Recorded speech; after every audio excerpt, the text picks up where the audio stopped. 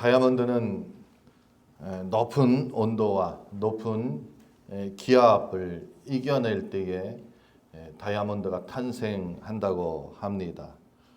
특별히 다이아몬드는 깊은 그 어둠 속 그리고 오랜 시간을 겪어야지 형성이 된다고 합니다. 사람들은 반짝이는 그 다이아몬드를 보고 감탄하지만 그 반짝이는 것, 그 찬란한 광채는 어떻게 보면 깊고 또 어둠 가운데 오랜 시간 그것을 견디었기 때문에 그와 같이 아름다운 그 다이아몬드가 만들어졌다 생각이 됩니다. 우리는 겉으로 드러나는 것을 보고 많은 판단을 합니다. 그래서 이 보석은 밝은 전시장에 있을 때에 그 아름다움을 더욱더 뽐내게 되고 그것을 보고 우리는 아름답다 이렇게 생각을 합니다. 그런데 그 빛은 어두운 곳에서 태어난 것을 우리는 기억해야 할 줄 압니다. 마찬가지로 우리 하나님도 우리 인생의 변두리 어두움 속에서 위대한 일을 시작하시는 것을 우리는 성경을 통해서 알 수가 있습니다. 예수님의 사역도 마찬가지였던 것을 우리는 보게 됩니다. 오늘 본문이 바로 그러한 모습을 우리에게 가장 잘 보여주고 있습니다. 그래서 저는 오늘 본문을 통해서 예수님의 사역이 어떻게 시작되었고 또 어떤 의미를 지니는지 함께 살펴보며 하나님의 그 부르심에 응답하는 그러한 시간이 되기를 간절히 소원해 봅니다. 오늘 본문을 통해서 우리가 볼 수 있는 것은 먼저 예수님의 그 복음은 어두운 땅에서 빛으로 임하셨다는 것입니다. 우리가 읽은 본문을 살펴보면은 예수님의 사역이 본격적으로 시작되는 그러한 장면을 우리는 볼 수가 있습니다. 근데 이 장면을 보면은 우리 일반 사람들이 생각하는 것과 다른 모습을 우리는 보게 되죠. 여러분들이 비즈니스를 만약 한다고 하면은 어느 곳에서 여러분 하길 원하십니까? 그리고 어떠한 모습으로 하길 원하십니까? 아마 길목이 좋은 곳, 사람들의 왕래가 많은 곳, 그리고 가능하면은 떠들썩하게 많은 사람들의 이목을 끌면서 비즈니스를 시작할 것입니다. 왜냐하면 그래야 빨리 우리가 일어설 수 있기 때문에 자리를 잡을 수 있기 때문에 그렇습니다. 어찌 보면 예수님은 비즈니스라고 할 수는 없지만 사역을 시작하는 장면입니다. 많은 사람들의 이목을 끌고 많은 사람들이 따라줄 때에 그 힘으로 더 빨리 더 높이 그 사역을 이룰 수 있을 것입니다. 그런데 오늘 본문을 보면은 예수님은 그거와 동떨어진 곳에서 시작을 합니다. 많은 사람들의 이목이 집중된 예루살렘이 아니고 오히려 사람들이 무시하고 소외하는 지역 갈릴리에서 본격적으로 복음이 시작된 것을 우리는 볼 수가 있습니다. 오늘 본문 12절을 함께 읽어보겠습니다. 같이 읽습니다. 예수께서 요한이 잡히셨음을 들으시고 갈릴리로 물러가셨다가 아멘. 오늘 보세요. 예수님의 사역은 오히려 하나님 나라를 전하는 사람들이 핍박받고 감옥에 갇히고 하는 그러한 상황 속에 시작되었고 그 장소도 갈릴리였던 것을 보게 됩니다. 이미 요한이 잡혔다는 것이 많은 신앙인들 사이에 하나님을 따르는 사람들 사이에 소문이 퍼졌습니다. 그래서 그들의 사역이 위축되었을 것입니다. 또 사역을 준비하는 사람들은 어떻게 해야 될지 혼란스러운 과정에 빠졌을 것입니다. 그때 예수님은 갈릴리로 향했다는 것입니다. 핍박을 피해서 도망간 것이 아니라 사역을 위해서 갈릴리로 갔다는 것입니다. 하나님께서 계획하신 그 구속의 사역은 사람들이 많은 대중들의 이목을 끌고 사람들이 모두 추구하고 또 원하는 그러한 장소가 아니고 오히려 가장 어두운 곳, 가장 낮은 곳에서 시작한다는 것을 오늘 본문은 우리에게 상징적으로 보여주고 있다는 것입니다. 그러므로 저와 여러분이 살고 있는 이 지역이 어찌 보면은 우리 한인 사회로 볼 때 가장 소외된 지역이라고 우리가 생각해 볼 수도 있습니다. 누구도 생각하지 않는 지역이죠. 제가 이번에 한국에 다녀오면서 어떤 분을 만나서 교제를 하다가 어느 곳에서 사역합니까? 하고 질문하더라고요. 그래서 간소입니다 하니까 알아듣질 못해요. 그렇죠. 우리도 아칸소라는 지역을 그렇게 익숙히 들었던 그러한 지역이 아닐 것입니다. 바로 이와 같이 이 작은 지역, 변두리 이러한 지역이지만 그곳에서 하나님의 복음의 씨앗이 떨어진다고 하면 놀라운 하나님의 사역이 이루어진다는 것입니다. 그것을 오늘 본문은 바로 우리에게 가르쳐주고 있습니다. 마태는 이 이후의 말씀을 시작하기를 이사야서 그 말씀을 비유하면서 우리에게 소개하고 있는데 14절 15절 말씀 함께 읽습니다. 스불론 땅과 납달리 땅과 요단강 저편 해변길과 이방의 갈릴리여 흑암에 앉은 백성이 큰 빛을 보았고 사망의 땅과 그늘에 앉은 자들에게 빛이 비추었도다 하였느니라. 아멘. 이 말씀은 이사야서 9장 1절 2절의 말씀을 인용한 것으로 이곳에 보니까 흑암에 앉은 백성, 사망의 땅과 그늘 이러한 표현을 하고 있습니다.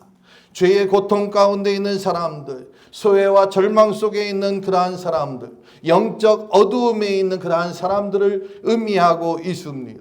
그런데 하나님께서는 그들에게 먼저 찾아오셨다는 것입니다. 그리고 하나님께서는 그들에게 하나님의 나라가 먼저 임할 것임을 지금 선포하고 있는 그러한 장면이 바로 우리가 읽은 오늘 본문의 말씀입니다.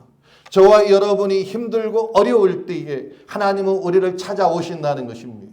그리고 그 힘들고 어려운 가운데에 하늘나라를 소망하고 하나님을 바라보고 있는 우리에게 하나님의 나라가 먼저 임한다는 것을 오늘 본문을 통해서 우리는 깨달을 수가 있습니다. 하나님은 늘 어두운 곳에 먼저 찾아가시는 분입니다. 우리가 하나님 앞에 달려가기 전에 하나님은 먼저 우리에게 찾아오십니다. 오늘 본문을 보세요. 인간적인 조건으로 보면 예루살렘이 적당한 지역입니다. 하나님 나라의 사역을 하는데 예루살렘만큼 좋은 곳이 없습니다. 그곳은 성전이 있습니다. 그곳은 제사장이 있습니다. 그곳은 하나님의 말씀을 가르치고 그것을 전파하는 율법학자들이 있습니다. 신앙의 전통이 있습니다. 그렇기 때문에 이것보다 더 좋은 곳이 없습니다. 모든 사람은 그것을 추구합니다. 그러나 하나님의 사역은 우리 사람들이 원한다고 하는 곳에서 이루어지지만은 않는다는 것입니다.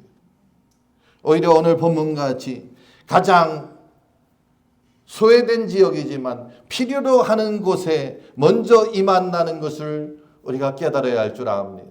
그것이 바로 복음의 본질입니다.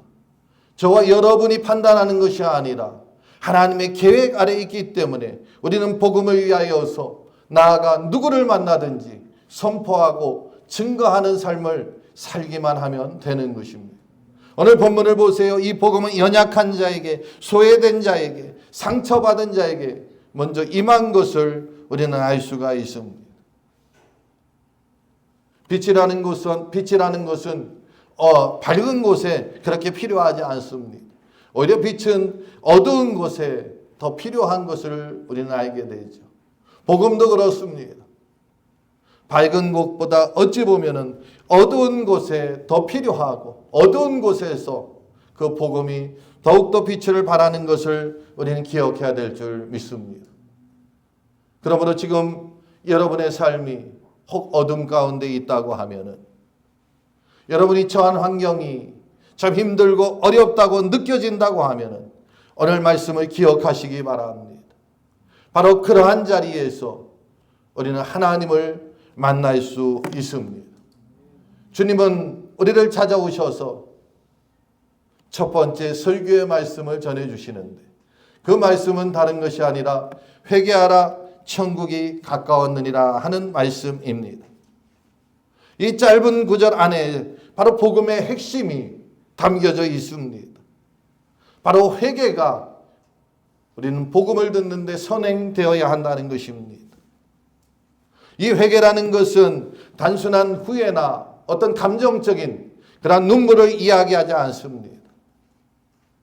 오늘 회개에서 사용된 이 헬라어 단어는 우리의 삶의 방향을 전환하는 것을 이야기합니다. 우리의 생각을 바꾸는 것을 이야기합니다. 우리의 가치관을 바꾸는 것을 이야기합니다. 회개는 느끼는 것이 아닙니다. 회개는 후회하는 것이 아닙니다. 회개는 눈물을 흘리는 것이 아닙니다. 진정한 회개는 눈물이 없다 할지라도 삶의 방향이 바뀌어지는 것입니다. 생각이 바뀌는 것입니다. 나의 가치관이 바뀌는 것입니다. 그런데 언제 바뀔까요? 바로 지금. 이 순간 바뀌어야 한다는 것입니다. 그게 회개입니다.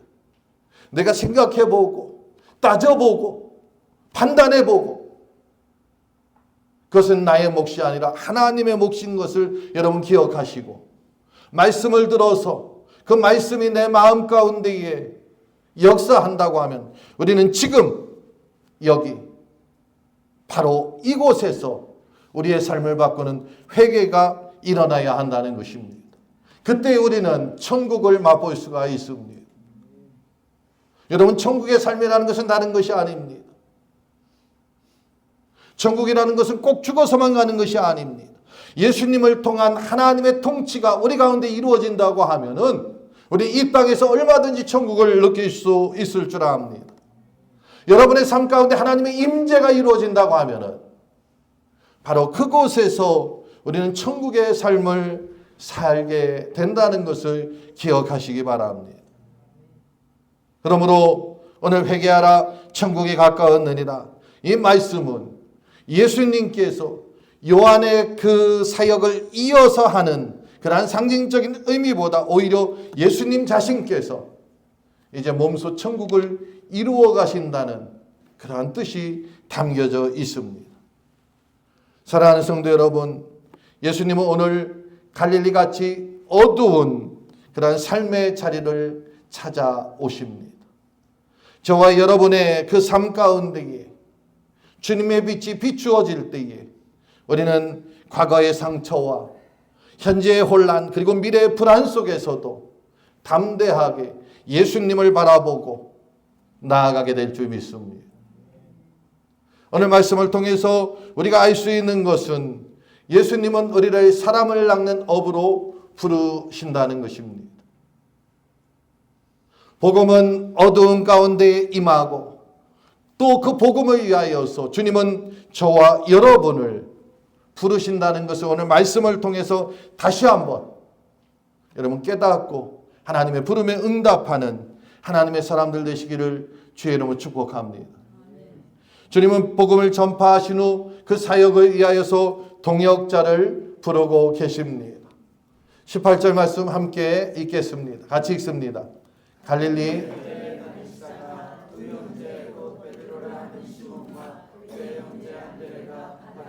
금을 던지는 것을 보시니 그들은 어부라. 아멘. 예수님께서는 지금 예수님의 동역자를 찾아서 부르고 계십니다. 그런데 예수님께서 부르신 그 동역자의 직업이 지금 무엇이라고 말씀하고 있습니까? 어부라. 예수님이 이 땅에 오셨을 때 종교학자들이 없었을까요? 율법학자들이 없었을까요? 성전에서 수고하고 있는 그 레위인들이 없었을까요? 아닙니다. 그들은 차고 넘쳤습니다. 종교 엘리트들은 얼마든지 있었습니다. 그러나 주님께서 부르신 사람들은 평범한 어부였다는 것입니다. 갈릴리 바다에서 그들은 고단한 생계를 위하여서 그물을 던지는 사람들이었습니다. 그래서 오늘 시몬과 그의 형제 안드레가 바다에 그물 던지는 것을 보시니 그들은 어부라. 그물 던지고 있는 그들을 부르셨다는 것입니다. 예수님께서는 복음을 위하여서 특별하게 어떠한 사람들만을 위해서 사용하지 않는다는 것입니다. 오히려 우리의 삶의 현장에 찾아오셔서 그 삶 가운데에서 우리가 복음을 전파하는 복음의 증거자 되기를 원하신다는 것입니다. 우리의 평범한 삶 가운데 주님이 찾아오셔서 너를 복음 전하는 자로 삼기를 원하니까 저 산으로 가자 끌고 가지 않는다는 것입니다. 저 성전으로 가자, 그곳으로 모여라 하지 않는다는 것입니다. 우리의 삶의 자리가 우리가 복음을 전하는 그 자리가 되어야 한다는 것입니다. 우리의 일상이 복음 전하는 자리가 되고 또 하나님께서 우리를 부르시는 자리인 것을 오늘 본문을 통해서 우리는 알 수가 있습니다. 19절에 보니까 나를 따라오너라 내가 너희를 사람 낚는 어부가 되게 하리라 하고 말씀하고 있습니다. 주님의 말씀은 명확합니다. 나를 따라오너라. 나를 믿어라가 아닙니다. 나를 따라오너라 하고 말씀하고 있습니다. 단순히 믿는 것이 아닙니다. 믿음이라는 것을 하나님을 믿고 그렇지, 하나님 좋은 분이지, 창조하신 분이지, 하나님께서 나를 구원하셨지, 깨닫고 알고 그치는 것이 아니라 우리는 따라야 한다는 것입니다. 그분이 창조주인 것을 알고 그분이 우리의 구원주인 것을 알매도 불구하고 우리가 전하지 않는다고 하면 우리의 믿음을 무엇으로 증명하시겠습니까? 누구에게 증명하시겠습니까? 따라야 합니다. 우리의 삶이 주님을 따르는 삶이 되어야 한다는 것입니다. 그 따름이라는 것은 다른 것이 아니라 사명의 자리로 인도받는 것입니다. 사명의 자리로 나아가는 것입니다. 여러분, 사명이 어느 것일까요? 목사가 되는 걸까요? 선교사가 되어서 저 오지로 가는 것일까요? 물론 중요한 사명입니다. 그런데 여러분이 하던 일, 그곳에서 믿음의 사람의 모습을 보이는 것입니다. 거룩하고 정직하게 하나님 말씀대로 그곳에서 최선을 다해서 살아가는 것입니다. 오늘 주님은 그러기 때문에 그 사명을 주시기 위하여 사명의 현장에 찾아가신 것입니다. 열심히 하던 일을 무시한 것이 아닙니다. 그들의 하던 일, 그들의 삶, 그것을 하나님 나라의 그 목적에 맞게 바꾸기만 하면 되는 것입니다. 그동안 나의 욕심을 위해서 살아왔습니다. 나의 안락을 위해서 살아왔습니다. 나의 평안을 위해서 살아왔습니다. 내 자녀만을 보고 살아왔습니다. 그런데 하나님을 만나고 나서 내가 변한 것은 무엇이냐? 하나님 나라와 영광을 위하여서 내가 하던 일을 똑같이 최선을 다하는데 목적이 바뀌었다는 거예요. 나의 안락과 나의 자녀의 그 평강만을 위한 것이 아니라 하나님 나라의 영광을 위하여서 주님 나라의 복음의 선포를 위하여서 더 정직하게, 더 거룩하게 내 있는 자리를 지키는 것, 그것이 바로 주님께서 우리에게 원하시는 것입니다. 만약 그렇지 않고 어떠한 특별한 것을 원하신다고 하면 주님은 우리의 삶의 자리를 찾아오는 것이 아니라 너희가 이곳으로 오라고 말씀하실 것입니다. 거룩한 곳으로 모이라고 하실 것입니다. 그런데 오늘 주님은 우리의 삶의 자리에 찾아오셔서 우리를 부르셨다는 것입니다. 그리고 주님께서 나를 부르셨다는 것이 바로 우리는 은혜다 하는 것을 기억해야 합니다. 다른 것이 은혜가 아닙니다. 여러분, 은혜 받았다는 것이 무엇입니까? 하나님이 나를 부르셨다는 거예요. 나에게 말씀하셨다는 거예요. 그러면 나는 변하면 됩니다. 우리가 찬양하다가 말씀을 듣다가 어떤 감정에 의해서 눈물을 흘리고 나 은혜 받았습니다. 그것도 은혜의 한 일종일 수가 있습니다. 근데 진정한 은혜는 주의 말씀을 통해서 우리가 변화되는 것입니다. 오늘 본문을 보세요. 20절, 22절 우리 같이 읽습니다. 그들이 곧 그물을 버려두고 예수를 따르니라. 둘이 곧 배와 아버지를 버려두고 예수를 따르니라. 아멘. 여기 보세요. 이 두 구절을 보면은 동일한 그러한 단어가 나옵니다. 곧 따르니라. 말씀을 듣고 사명의 자리에서 주님의 부르심에 은혜를 받은 그들은 곧 따랐다는 것입니다. 이 곧이라는 것은 즉시를 이야기합니다. 지체 없이, 망설임 없이, 생각해보지 않고 그대로 따랐다는 것을 이야기합니다. 우리가 은혜 받았다는 것은 변화되는 것입니다. 은혜 받았다는 것은 주님을 따라가는 것입니다. 어제까지, 아니 지금 이 순간까지 나는 내 계획대로 살아왔습니다. 하나님 앞에 예배 드리는 것도 11시니까 11시 정확하게 왔습니다. 근데 말씀을 듣다 보니까 주님과 만남도 교제가 있고 주님과 만남도 준비가 필요하다는 것을 느꼈습니다. 그래서 지금부터 바뀌면 됩니다. 11시 정확하게 온 것은 늦게 온 것이 아니죠. 그런데 한 10분 정도 일찍 와서 주보를 보고 말씀을 보면서 오늘 나에게 어떤 말씀을 주실지 그걸 기대하면서 기도한다는 것, 우리가 벌써 변했다는 것입니다. 믿음의 사람이라는 거죠. 내가 그러한 삶을 살고 있습니다. 그런데 보니까 우리 주변에 함께 예배드리는 우리 지체들을 내가 섬기기 위해서 나는 더 일찍 와가지고 그들을 위해서 때로는 음식 준비도 하고 예배당 자리 정리도 하고, 믿음의 사람은 자꾸 변해가야 하는 것입니다. 그냥 앉아있는 것은 우리는 믿음이 후퇴할 수밖에 없습니다. 그리고 그것은 언제 하느냐? 지금 당장 이 시간에 지체 없이 해야 한다는 것입니다. 하나님의 부르심은 무기한으로 한정없이 열려있지 않습니다. 그것은 시간이 정해져 있습니다. 그리고 그 시간은 내가 정하는 것이 아니라 하나님께서 정하십니다.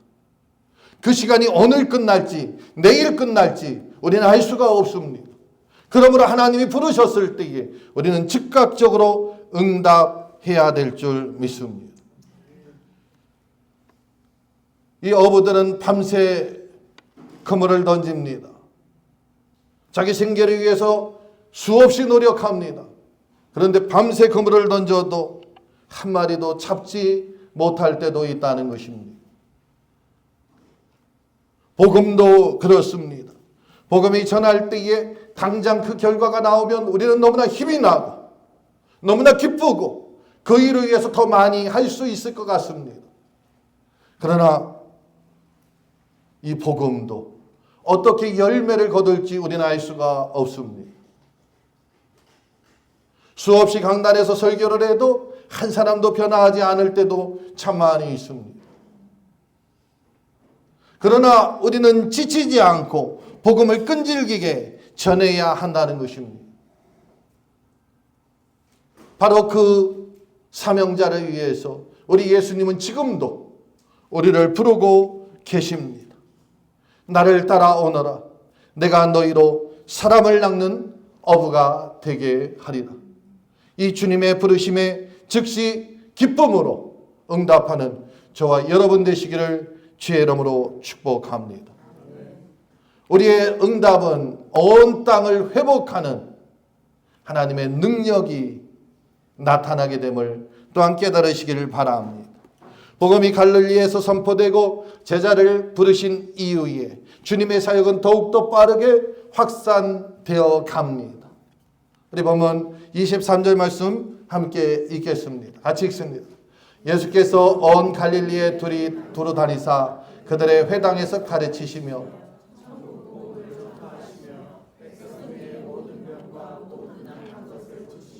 아멘.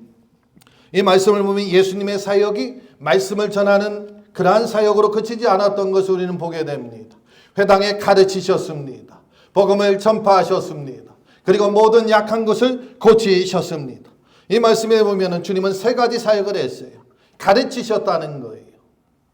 아주 중요한 사역입니다. 신앙교육의 중심입니다. 예수님은 율법과 또 선지자의 말씀을 바르게 해석해 주었다는 것입니다. 교회가 힘이 있는 것은 교회가 크고 교회가 물질이 풍부할 때에 힘이 나오는 것이 아니라 어떻게 하나님의 말씀을 바르게 가르치냐에 따라서 힘이 나는 것입니다. 그렇기 때문에 12명의 제자가 오늘날 수백만, 수억 명의 크리스찬을 만들어낸 것입니다. 그렇다고 하면은 우리가 아무리 적은 무리라 할지라도 우리도 하나님의 말씀을 바로 배우고 바로 해석하고 바로 그것을 실천한다고 하면 저와 여러분을 통해서 놀라운 하나님의 역사가 나타날 줄 믿습니다. 또한 주님은 복음을 전파하셨습니다. 이 복음은 죄로 인해서 끊어진 하나님과 우리와의 관계를 이어주는 것입니다. 죄가 우리 인간 속에 들어왔을 때에 이 죄로 인하여서 하나님과 인간은 단절되었습니다. 또 모든 피조물이 하나님 앞에 저주를 받았던 것을 우리는 성경을 통해서 알 수가 있습니다. 그러나 복음이 들어가면 그 끊어졌던 관계가 회복되는 것입니다. 하나님과 우리와의 관계가 회복될 때에 이 땅에 하나님의 통치가 진정으로 임한다는 것을 여러분 기억하시고 끊임없이 복음을 전파하는 전도자의 삶을 살아야 될 줄 믿습니다. 그리고 주님의 사역 세 번째는 모든 악한 것을 고치셨다는 것입니다. 병만 고친 것이 아닙니다. 모든 것을 고쳤습니다. 영혼도 고쳤고 육체도 고쳤고 정신도 모든 것. 회복의 은혜가 주님이 가는 곳마다 일어났다는 것입니다. 그러므로 우리가 믿음의 사람이라고 하면 우리가 가는 곳마다 회복의 역사가 이루어져야 합니다. 가는 곳마다 단절의 역사가 아니라 회복의 역사예요. 우리의 연약한 부분이 있지요. 약한 부분이 있죠. 우리 스스로 너무나 잘 알고 있는 부분들도 있습니다. 그런 부분은 조심해야 합니다.